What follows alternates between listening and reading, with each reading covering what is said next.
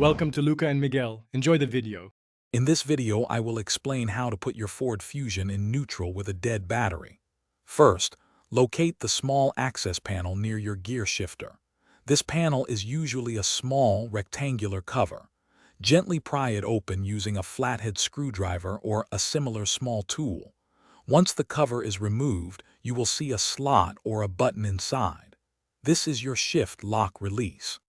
Now, with the access panel open, you need to activate the shift lock release. Insert a screwdriver or a similar tool into the slot and press down firmly. While holding the release down, carefully move the gear shifter from park into the neutral position. You might feel a slight click as it engages. Ensure the vehicle is on a level surface before proceeding. Safety is paramount when moving a vehicle with a dead battery. Once the car is in neutral, immediately engage the parking brake to prevent any unintended movement.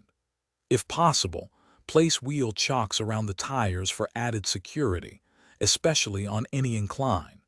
If you're not comfortable performing these steps, it's always best to contact roadside assistance or a qualified mechanic for help. With your Ford Fusion now in neutral, you can prepare it for towing or a battery jump start.